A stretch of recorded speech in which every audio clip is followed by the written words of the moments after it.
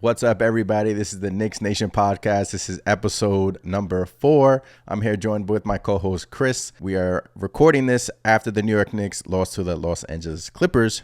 So, Chris, first and foremost, what is up? What is going on? Not much. Tough loss to the Clippers, like you just mentioned. Overall, feeling pretty good. Just wishing Jalen Brunson a healthy return as soon as possible. That is for sure. So the New York Knicks won an amazing game versus the Boston Celtics. Feels like an eternity ago, but it was 1 week ago. And Emmanuel quickly had the game of his life. Then the New York Knicks were coming home to the Charlotte Hornets. And then, I said it coming into the game. Many Knicks fans said it. This feels like a little trap game, Chris. A little trappy. Feels a little trappy. And boy, was it a trap game. Everyone was off. The Charlotte Hornets came to the Garden, handed the Knicks a loss in Madison Square Garden, which stunk because the Knicks, Chris, have been playing well in Madison Square Garden. So to lose to the Charlotte Hornets, especially in Madison Square Garden, that's a no-go. That's a no-go. What were your thoughts about that, man?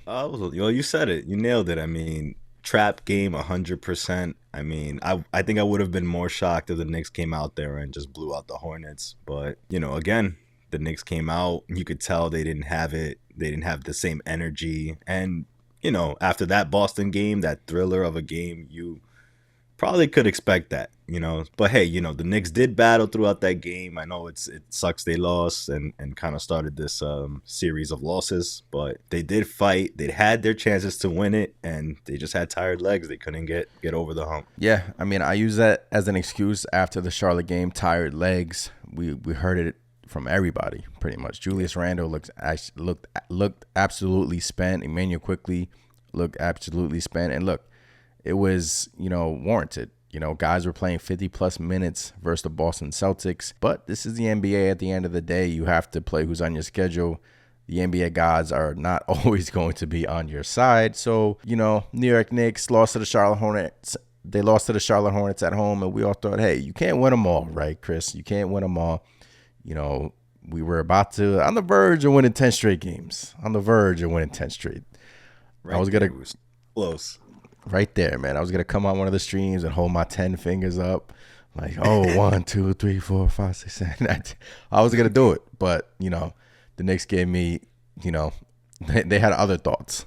So, we lose that game. And Chris, Jalen Brunson in that game too. Let's remember that. Jalen Brunson was out in that game.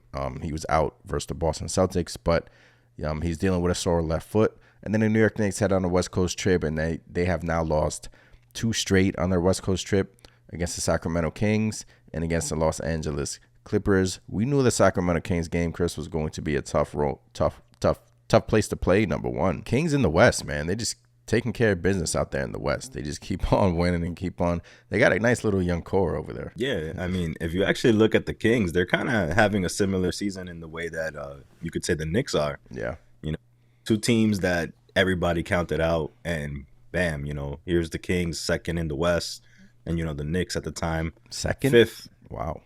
Yeah, second in the West, but pump that. If they were in the East, they'd be in the 6th spot, which is so crazy to me. It is. I can't remember the last time that it's been flip flop. Like the West has always dominated when it came to the records, and it's just flipped. It's weird to see. And of course it has to be, the season the Knicks are actually good and we have a bunch of competition in our, conference, but right. so be it, right? We don't want it easy. Never. But in the same manner that the Knicks are having a good season and not many people thought we would, here are the Kings. Nobody thought this team was going to do much, but credit to them. They're having a great season. They might suck defensively, but offensively, they're in top of the league. I mean, and we saw it against the Knicks. They just ran up and down that court, scored at will. De'Aaron Fox is amazing. I mean, he was balling out the whole game.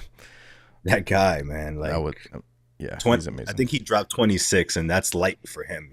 Yeah. But, again, Knicks had a chance, late in that game to steal it. We came back during that game. Came back, and Brunson actually played. I think he played 19 minutes that game. 19 first half points on 1 foot. Jalen Brunson, warrior. Salute to Jalen Brunson. And unfortunately left the Yeah. game with again, didn't come back out for the second half, which is unfortunate. And who knows, if he was on the court, maybe we're talking about a win there. But Yeah. Jalen Brunson didn't return, and the Kings unfortunately closed that game out. And, the Knicks couldn't hit the side of they couldn't hit the side of a barn, man. They were missing everything. Emmanuel Quickly was like a 0-4. He finally hit a 3 late in the game, but the Knicks were, off all night. They were off, couldn't hit anything. But hey, we still had opportunities there at the end, Chris, but couldn't come out on top. And then this recent game versus the Clippers was not what you want to see. Now it's a 3-game losing streak. We got the Lakers coming up here. Probably when you're listening to this podcast, you probably know the result of that game, or, whether you're listening to this next week or during the week. So right now the New York Knicks are on a 3-game losing streak, back-to-back game versus the Lakers. And Chris, tonight, again, multiple opportunities there in the end, but just couldn't hit shots. And, the thing that frustrated me the most about this game, I talked about it on the stream, was that we saw an outburst again from Julius Randle. We haven't seen one of these outbursts in a while from Randle. Randle was frustrated all night long, and Julius Randle simply, if you saw the footage, Tom Thibodeau was bear hugging him, then he was pushing the players and, getting after it, getting into it with Evan Fournier, then Derrick Rose tried to calm him down, and then finally Johnny Bryant calmed him down in the end. But he was also arguing with one of the video guys, I think, Chris, same guy that he argued with last year. Like, I don't know what he has against this guy. Like, what has this guy done to him? Like, I don't know, man. Should we investigate this? Like, what is going on between him and Randle? I would like to. It could be a case where this guy, he's like, yo, Randle, you think you're tough, man? I'll still tell it to you straight. Jeez, Luis. Yeah, I don't know. I'm pretty sure he was telling Randle something like, yo, you have to box out or something like that. I don't know. Randle did not like it. And these two got history, so I don't know what it is, but hey, it'll be nice to get the inside track on that. Yeah, it would be. But Chris, 3 straight losses now, and I guess where I'm going with this is that Jalen Brunson, please come back soon. We miss you, Jalen Brunson. I mean, yeah. I also want him to get healthy at the same time, Chris, but now we see what the New York Knicks, it's basically the team last year, but a little better, but you're seeing what Jalen Brunson means to this team, and yeah, I mean, we just need him back, and hopefully he can get his foot right. Hopefully it's just like a bruise, like they've been saying. Just in case you haven't known, Brunson took an x-ray and it came back negative. So, they're saying it, they're calling it a bruise. I'm hoping it's just a bruise. I'm hoping it's just like a sore foot, because every time you think of a sore foot, Chris, it kind of gives me some pause, right? Yeah, I mean, usually you think of a big man or something like that, but then, you start like, oh, are they hiding something? But the way Brunson plays, the way he stops, twists his body, he pivots off that foot a lot. And he puts pressure on that foot a lot. So I mean, to any basketball player, your foot's gonna be important. But in this case, like you say, Jalen Brunson, he's, all those pivots, all those little crafty moves he does, that's all predicated on him stopping on a dime. And you hope that it is what it is. You hope that think that the X-rays are negative, that he's feeling better, like Tip said, and it's nothing more than that. And some rest is gonna get him back on the court as close to 100% as possible. Yeah. But part of me gets me scared that, what if he has some sort of hairline fracture or something like that, It'll be a big to lose. Yeah, let's probably not put that. Let's not put that juju in the air. We don't want that. They took x-rays that said it was negative. That's it. Yeah. I'm going to trust it. Trust and believe. I'm going to trust it. But we definitely need him back. I mean, it shows now. You see how teams are playing Randle. They're loading up on him, forcing him to pass, give up the ball. And, it's almost similar to the playoff series with Atlanta. They did a lot of the same things that teams are doing to him now. Doubling quickly, just trying to get him to either turn the ball over or turn his back, which is one thing I've been noticing. Once he turns his back, they're running over to Randle. Yeah, they're stripping the ball over. Yeah. Or, the offense just gets stagnant to a point where nothing happens until like 3 seconds in the shot clock, and they're just chucking something up. Yeah. And you saw that against the Clippers tonight too. Against the Kings too. Yeah. The Hornets game started it, right? I mean, he didn't look right. Heavy legs, I get it. Randle has not missed a game all season long. Like, I think he leads the league in games played. Like, he hasn't missed a game. He's one of the few NBA players to do that, if not the NBA player to do that, right, Chris? Playing all these minutes too. I mean, Boston game, he played 50 minutes. He's playing, maybe everything's starting to catch up to him. And then when you combine that with the Jalen Brunson injury, frustration, he's getting frustrated with the refs. We even saw an elbow from him against the Clippers tonight versus Mason Plumlee, which is just not okay, not ideal. It's just, it's just giving me the I don't know, man. It's giving me the flashbacks, and I don't like what I'm seeing right now. And I'm hoping he can turn the corner because I don't like it. I don't like what I'm seeing right now. I didn't like it at all. It completely turned me off to the game. I mean, the Knicks had the lead at that point when he threw that elbow, and when it happened, the whole momentum just shifted. The Clippers got the momentum. They took the lead off of the free throws they got off of the basically attack, and on top of that, they had the possession of the ball in the next quarter, in the fourth. So big swing, and more reason why we want Jalen Brunson to come back, because he'll be the guy to go up to Randall and be like, hey, calm it down. We got this. Bro.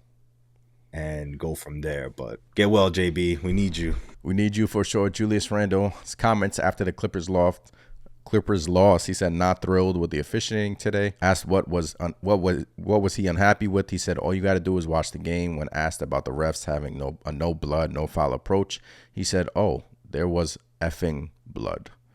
So clearly frustrated, Julius Randle. Those were his comments after the New York Knicks lost to the Los Angeles Clippers. And I proposed a question on Twitter, Chris. I said, are we concerned? Are we concerned? 9-game winning streak quickly turned into a 3-game losing streak. And Chris, during the 8-game winning streak early on in the season, the Knicks followed that by losing 5 straight games. We do not want to see history repeat itself. We do not want to see the New York Knicks lose 5 in a row. That would put them with losses against the Lakers and against the Portland Trailblazers. Now, I'm not wishing that, but I'm just saying, everything was all gravy about a week ago. We were talking about the Eastern Conference Finals, Chris. We were talking about how far can this team go. We were talking about what can this team achieve. We were getting too ahead of ourselves. I understand that, but Chris, we do not want to see them fall back in this losing realm. And, 3 straight now. I proposed a question on Twitter. Like I said, are we concerned? Most of the comments are, no, we're not concerned, right? We're still 9 games above 500. We're missing our best player. We have guys that are, Julius Randle's not playing well right now. RJ Barrett is, he had a good game versus the Hornets, even though he was inefficient. And then, RJ Barrett is like kind of up and down. So are we concerned, Chris? I'm not really concerned about the losses. I mean, you don't want to go on another, 5-game losing streak after getting, a 9-game winning streak, obviously.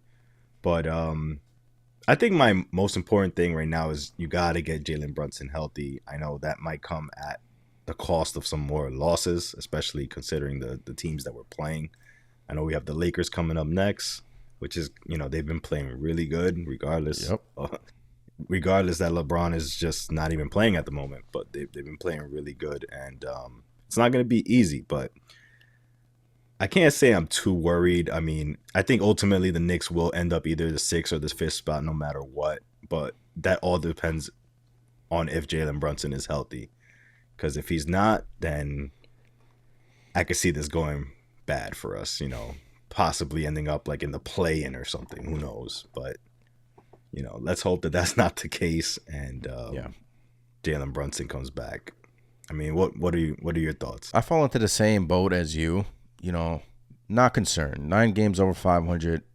You were playing extremely well. You beat a great Boston team in Boston. I know Boston was missing some people, but hey, we were missing Jalen Brunson. So I'm not concerned. But if you were to ask me that before the Julius Randle outburst, I would have said, no, I'm not concerned at all. Teams go through this all the time, right? Teams go through these ups and downs throughout the season. This is what the NBA is about. Up, down, up, down. You sustain these winning streak, losing streaks. But I don't know, man. It was something about that outburst from Randle that just got me so upset. And I was just like, it just brought me in a bad place. Like, it brought all these memories back from last season. And it just, it didn't resonate well with me. And I'm hoping that he can, just grow on that and just not do that ever again. I mean, he should be apologizing to the coaches and the players right now. And I get it. Look, the players know Randall. He has a temper. It's clear there he has a temper, right, Chris? Yeah. But yeah, I'm not. I mean, like I said, I'm not concerned, but I did not like to see that Randall situation at all. No, I mean, you'd want him to, like, at the least maybe try to channel that and bring it on the court. Take your frustrations out on the court. I'm not saying go clothesline somebody, but give some more effort out there. Yeah. Just do something like that. Not necessarily go after your teammates and push your coaches and whatnot. Yeah, I mean, I get it. It's like a flash from the past. Randall, once they get into his head, he just loses it.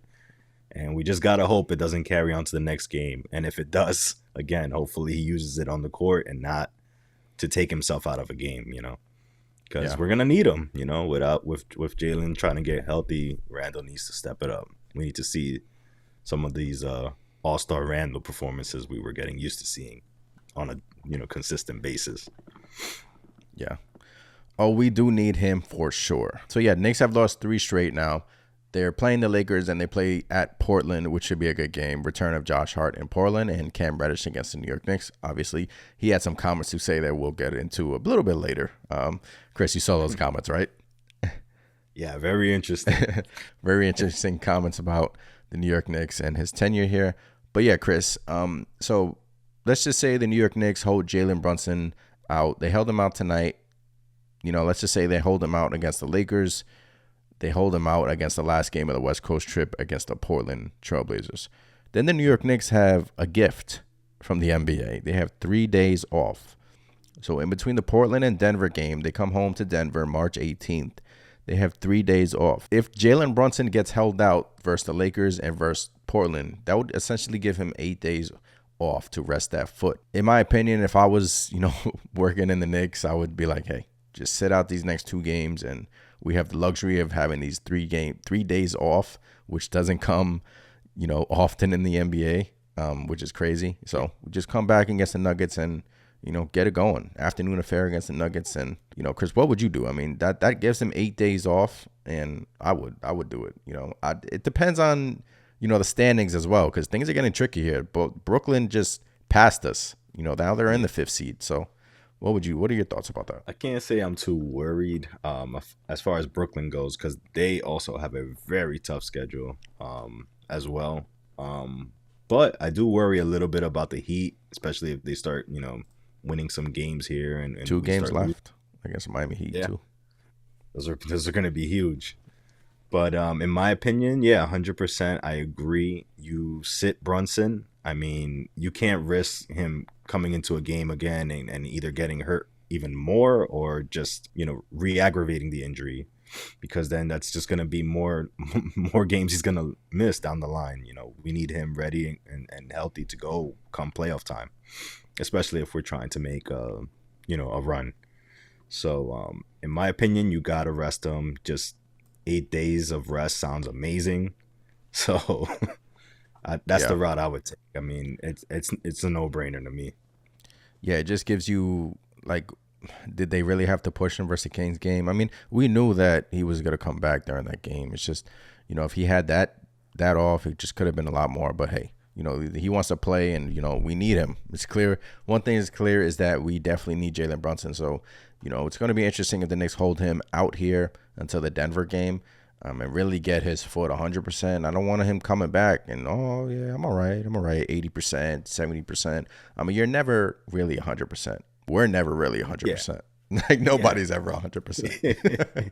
And that's what I keep stressing. You got to get them as close to 100% as possible, because let's be honest, nobody in the NBA, unless you're just sitting on the bench every single night, nobody is healthy right now. Everybody's tired. Everybody has some kind of ailment going on. I mean, it happens to all teams, but in this case, Jalen Brunson's such a big part of this team. You gotta get him as healthy as possible. He's too important not to have him on the floor. Yeah, way too important. All right, so like we stated earlier, we're going to get into some Cam Reddish comments. So Cam Reddish, one of the reporters, got a hold of him, and Cam Reddish had some very interesting comments to say about the New York Knicks. I'm probably going to, if you're watching on YouTube, I'm going to put it on the screen. If you're listening to Spotify or wherever you're listening to us on your podcast, I really appreciate it, by the way. I'll read it to you. So he said, quote, "It was tough, but at the same time, it ain't even about basketball." Then he said, "It had nothing to do with basketball. It was all the politics, all the favoritism, shit like that. That's why I wasn't too worried about it," end quote. Then he goes on to say, "I can shoot a shot. And in New York, I feel like I had to make it. I know I'm not the only person that felt like that. I was putting too much pressure on myself. Now I can relax and play my game. You're going to see it. The more I'm on the court, the more I'm going to grow and play. I'm happy," end quote. First reaction, Chris. Well, my first reaction is that he clearly was asking for a trade in all those reports where he kept saying he wasn't, because he just said it. He's happy now, and he obviously wasn't happy then. And I mean, I get it, you know. We've said this. I mean, everybody said this across the league. I mean, New York is a tough place to play. It's one of the heaviest. It is the heaviest jersey to wear. Yes. And it sounds to me like Cam Reddish felt that. But where I will, I'm kind of sad is the fact that, there were some politics going on, and Cam Reddish felt like, there was some favorites, which, we've seen it at times. We've even said it ourselves, like, hey, you should bench this guy, you should bench that guy. Why is he still playing, And it looks like, Cam was odd man out for reasons outside of just basketball, which is a shame because, again, we'll go back to what Tibbs said, saying, this is a merit-based team. Like he said, if you play well, you will get on the court. If you practice well, you will get on the court. And Cam Reddish, for some time there, he was playing well for us, well defensively, and gave us offense. And then out of nowhere, gone to the bench until he was no longer a Knick. So, I mean, I feel for Reddish. I'm still rooting for him. I think he's going to be a solid player if he's given the chance, which it looks like he's getting it in Portland now. But kind of sucks, kind of sucks. It seems like if you're not a Tibbs guy, you kind of, it's a tough battle to even crack a rotation here.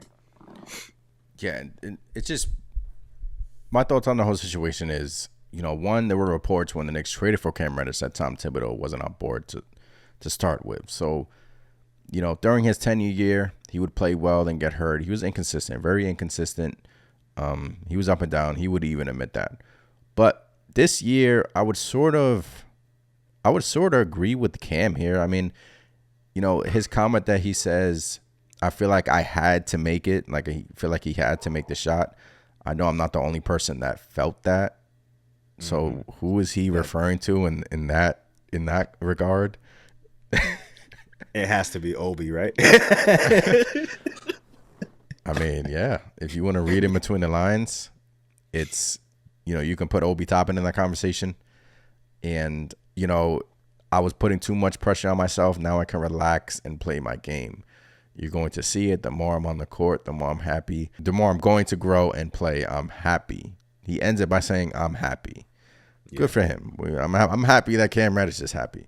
But yeah, we've seen it with Tom Thibodeau. He plays favorites. He talked about merit base, but during the beginning of the season, like, we were questioning, right? Like, oh, why isn't Cam playing? Yeah, it just didn't make sense. It was clear, some games where we could have used somebody like Cam Reddish, whether it was him driving to the paint, which, it seemed like he could do better than RJ at the time.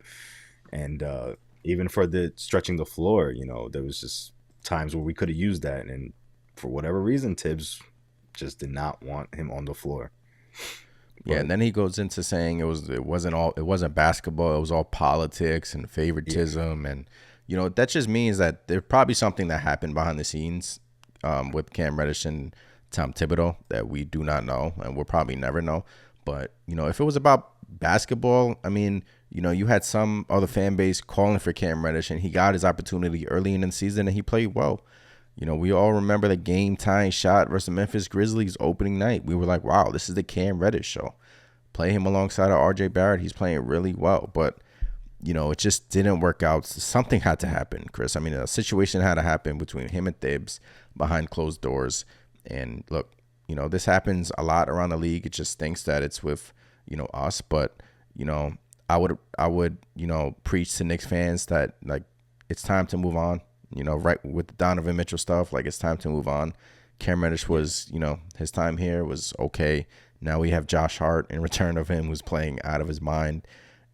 But hey, Cam Reddish, hope you're happy in Portland. But these comments did raise an eyebrow to me, especially when he said, "I'm not the only one. I'm not the only one who feels this way." You can guess as to who he's talking about there. I mean, I know RJ has been in the lineup, but you got to remember that's one of RJ's, close friends from the Duke days. It was Reddish, Zion, and RJ. So I think that's what shocked me the most, in my opinion, and when Reddish didn't get as much of an opportunity as I thought he would, considering that connection there. I mean, I thought that would be a great connection just to like pair those two together so they could push each other. It seems like the Knicks as an organization made a decision that we drafted Quentin Grimes. We're going to play Quentin Grimes, and Cam Reddish is not in our future. We're not going to re-sign him this summer. So what is the point of playing Cam Reddish right now? We like what Grimes is giving us. Maybe something happened that kind of solidified their decision behind the scenes that we're not talking about, or we just simply don't know. But it just seems like they made their decision with Quentin Grimes, and once they went to Grimes in that starting lineup, he hasn't left. Yeah, that's true. And I mean, I think there was also an article about Reddish and something happening where he said something during a practice. I forget exactly what it was, but I think that's around the time when Reddish all of a sudden, started seeing the bench. So definitely, I think 100% that he rubbed Tom Thibodeau the wrong way, or somebody on the coaching staff. And Tibbs got, wind of it, and that was it.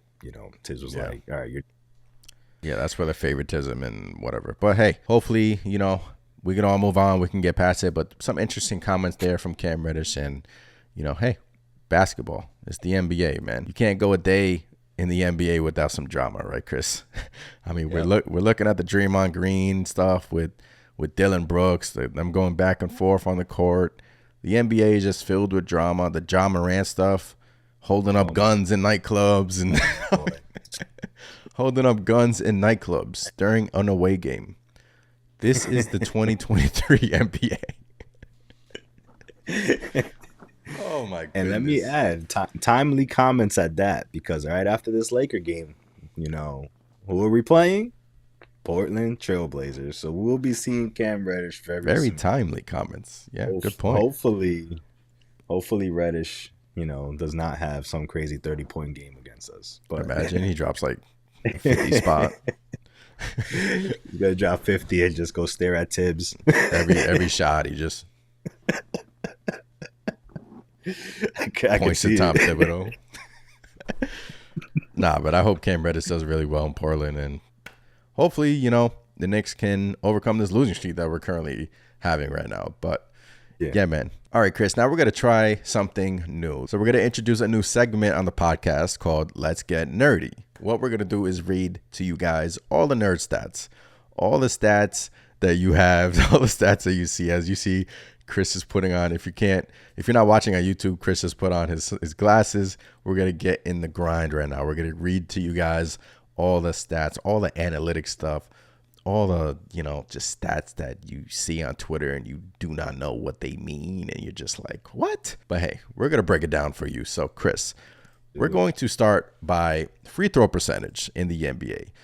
What would you guess? Where would you guess the New York Knicks are in the NBA in terms of free throw percentage? 20th. Wow, pretty close. They're 22nd. They're 22nd in the NBA in free throw percentage at 76%. They're shooting 76% as a team. Chris, I mean, every game, it's just nauseating at this point, the free throw shooting. I mean, there's been games where the Knicks literally, if they hit 5 or more free throws, there's been plenty of games where the Knicks would have won if they just hit their free throws. I mean, I don't even want to think about it. All right, now we're going to go into shooting percentage, NBA team shooting percentage. The New York Knicks are 24th in the NBA. They're shooting 46% from the field. The back nine of the NBA, Chris. So they're a low free throw percentage shooting team. They're a low shooting percentage to shooting team. And it's just amazing to see that the New York Knicks are 9 games over 500 and they're not, even shooting the ball well. So now let me go to the 3-point percentage. If you were to guess, Chris, where the Knicks were in terms of shooting the 3-point shot in the NBA, give me a guess. 28th. No, close though. They're 22nd. So, they're hovering around they're above 20. They're 22nd in the NBA in shooting the 3-point shot at 35%. Wow. They've come a long way. Yep. The Philadelphia 76ers are number 1, just to give you reference to shooting 38% from 3. That is incredible. That's a big turnaround for the Knicks, though. I mean, early on, that was they were firmly in the 28th, 27 spot. Yeah. Yep. I think they were right with the Lakers, who were one of the worst 3-point shooting teams as well at the time. Yep. Okay, now let's go into some rebounding, Chris. The New York Knicks' strength. The New York Knicks are currently number 6 in the NBA in terms of defensive rebounding per game. They're number 6 in the NBA. Offensive rebounding, Chris. I would let you guess. Where do you think the New York Knicks rank in terms of offensive reboundings per game? 4th. The New York Knicks are 2nd in the NBA in offensive rebounding. I didn't want to go too high.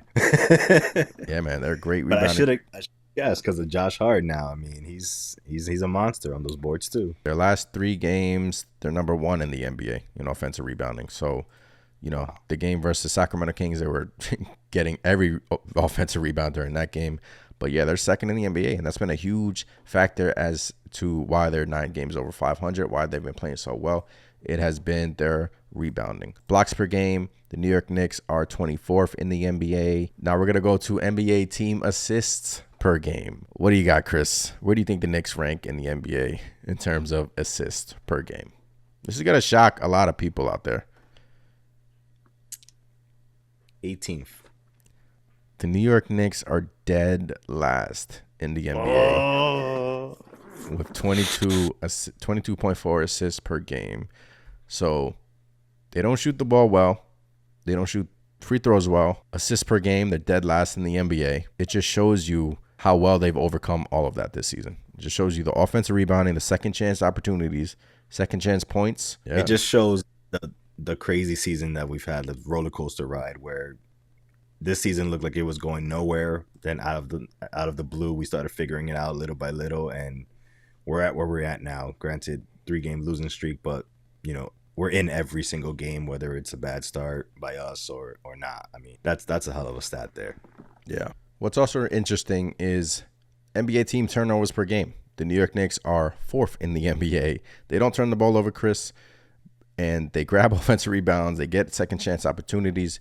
They run the fast break well. So, despite the low shooting percentage numbers from 3, the free throw percentage, the assist percentage, the assist ratio, we're still winning. We're still winning these games, right? Except these. Yeah. I think those stats pretty much nail it. This team is just scrappy. They claw for everything.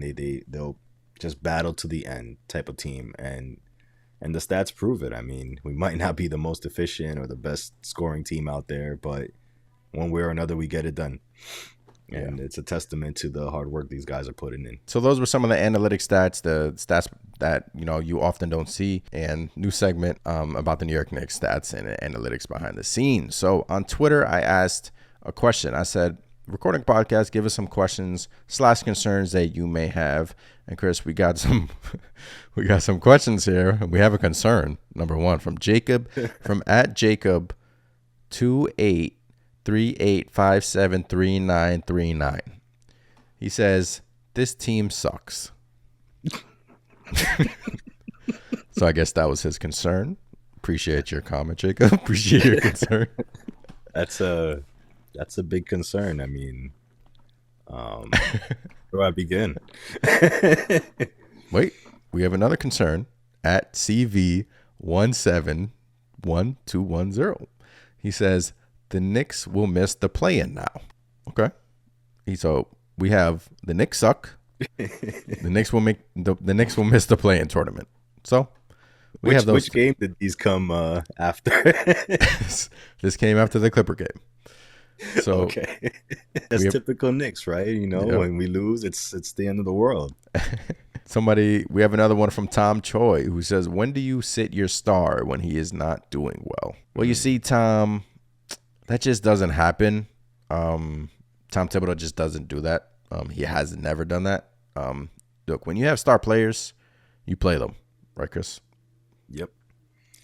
I mean, if there was a time to sit Randall, it would have been this game. Yeah, With it the would have been outburst, tonight. with all of that, pushing everybody, including Tibbs. If he's not sitting him, if he didn't sit him during this Clipper game, he's not gonna sit him ever. So I mean, on any other team, I mean, he'd be on the bench. No questions asked. I have no doubt. But on this Knicks team, you know, Tibbs rides and dies with his guys, and Randall is his guy. So it is what it is. Yeah, and look, Randall has had a great season. It's just, the game versus Clippers, the outburst, it was just an unfortunate circumstance, and we do not want to see that, right? Never again, please. This next one is from at CSWC Andy. Where are the Knicks getting their superstar? So, these questions are, they're okay. Yeah.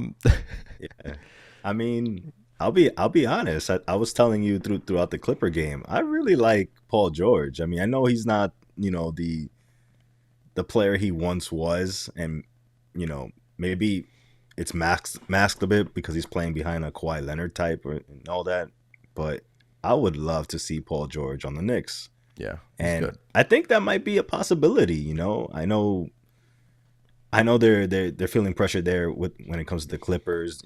They might blow it up if they don't make a deep run again. Yeah. So, it's possible we can get somebody like a PG, and I think he'll fit in nicely. I mean, there's not that many options out there, at least right now, but I think Paul George will be one to kind of like keep your eyes out for. Yeah, totally. I think to answer your question, Chris just, laid it out nicely there. He likes Paul George. I do think this is the summer where the Knicks get somebody, but we'll leave that to the summer. I do think this is it. Let's see who becomes available, right? Yeah, I do think this is where they strike. They trade some guys. They trade some picks. They build off this season, and they get somebody. I do think that's a possibility. But Chris, episode 4 of the Knicks Nation pod. This has been fun, like always, man. Yeah, I love it. I love doing it.